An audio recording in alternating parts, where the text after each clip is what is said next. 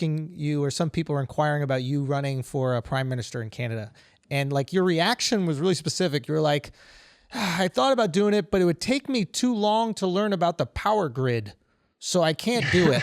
And I was just like, what? And I thought it was a really cool answer because most people just go, yeah, I'll run for president and I'll hire some asshole to figure out the fucking power grid. Right? Yeah, well, maybe that's a better answer, but it's a very complicated job running a country, and I suspect you should prepare for it by knowing some things about how to do it. And, that hasn't been my preparation, except perhaps on the psychological front. So, and I'm also more interested in continuing to do what I'm doing, which at least in principle is to provide some useful psychological guidance for as many people as possible and to participate in the constant dialogue about where the culture is heading and why.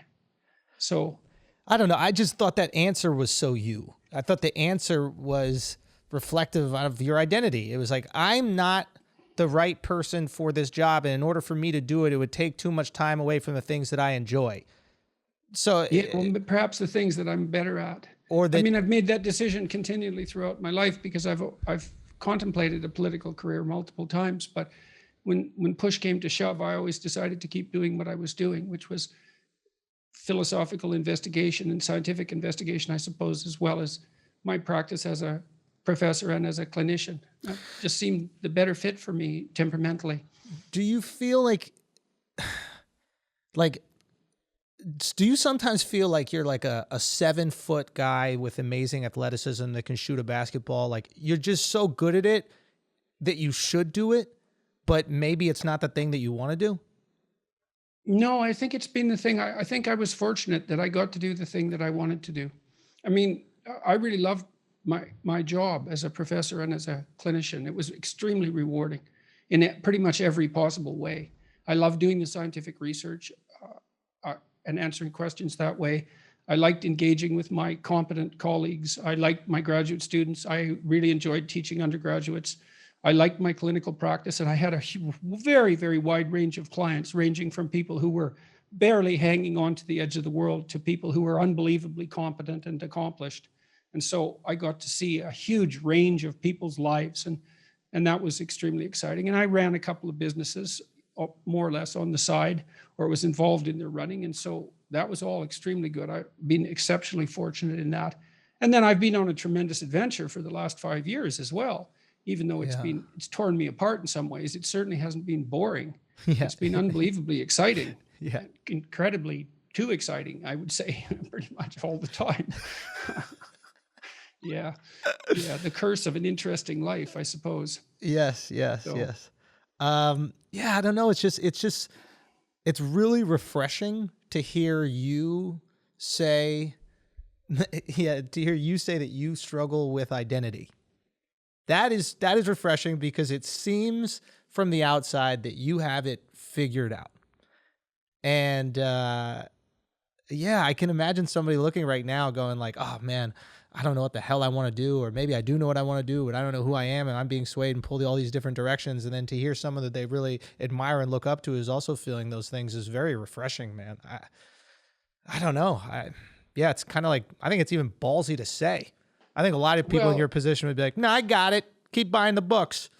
Yeah, well, I guess I'm still trying to figure it out. And maybe that's what makes the books useful to people too, is that, they are my constant attempt, not so much to say what I know to be true, and shake my fist at them and say, you better believe this, but to walk through the process of trying to figure something out, which I'm continually doing. So, there's been a lot of illness in my family as of late too, and that tends to throw you for a loop. So I think all of my family is still recovering from that. And so that also puts a knot in the tail of your identity, so to speak. Why is that? Well, because it knocks you out of your routine. I spent much of 2020 in hospitals and 2019 as well. I spent 2019 in the hospital with my daughter and my wife, and then I spent much of 2020 in the hospital with me. So, that knocks you out of your daily routine in a major way. And all three of us had very serious illnesses, and so, that's a blow to the side of your head when that happens. When you think you're your partner's going to die, for example, that's changes things. So luckily that didn't happen. Yeah. Yeah. Thank God. I think I don't know. I wonder, I have a buddy of mine named Lil Duval, who's a comedian. He's also a mentor, I guess, of mine. He just has this amazing understanding of life, has like no formal background in education or anything. He literally has just learned all these things from observation. And he kept saying something to me, and I'm sure it's in a lot of books and stuff like that, but it's something I always like think about. And he goes, it's all about perspective, man. And he'll like say very few words. He won't like explain much to me. He'll just like say a few words and then just kind of like move on or just like hang up the phone. And he's like, it's all about perspective, man. And he had a close friend of his die and of cancer, and they knew he had cancer for, I think it was like 2 years. He was supposed to have like 2 months, and then it ended up going for like 2 years. And he's like, yeah, man, it was a great gift. I go, what are you talking about? Like, your friend had cancer. He goes, yeah, but like, you oftentimes don't know when someone you love a lot is going to go away. Like, we knew, and we did everything that we wanted to do those last 2 years. And for him to look at like the person he loved, like getting cancer as like a gift, you could almost like, oh, this guy's crazy. But at the same time, like, life happens. He would always say this. He's like, life is going to happen. How you react to life is going to dictate your happiness. And I know there's certain things you just cannot be happy about, of course. But making it seem like it was a choice was like oddly empowering. And I was always curious what you would think about that. Like, how much is it your choice, how you react to these things? Well, it's always indeterminate. I mean, there's limit situations where things are so intense that your attitude is, well, it's very difficult to adjust your attitude about hunger if you're starving to death. Yeah. I mean, we can all be pushed to the point. We can be pushed past the point, I think, all of us, where we can control our reactions if the pain is sufficiently intense. Yeah. If the situation is sufficiently intense. But, in this new book, Beyond Order, the last chapter is be grateful in spite of your suffering. And it's, I suppose, a discussion of the possibility of adopting that as a goal, a decision to be grateful. And I think that you can make that a decision to some degree. Yeah. And it's a fight worth having, because it's better to be grateful than not to be. And maybe that's even somewhat independent of your situation. I know when I was particularly ill and I was bitter because of it, then I was worse off than when I was ill and I wasn't bitter because of it. So I did what I could to adjust my proclivity for bitterness because it didn't seem helpful. And so, we do have this scope of decision making that we're always testing out.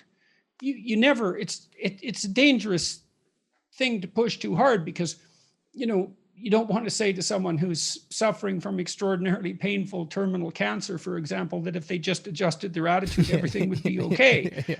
Obviously, that's a little bit on the harsh side, let's say. But by the same token, we do have the capacity to change the way we look at things, and we do the best that we can. I mean, the fundamental ethics, I suppose, that people are encouraged to adopt have a fair bit to do with decision about what attitude you're going to take.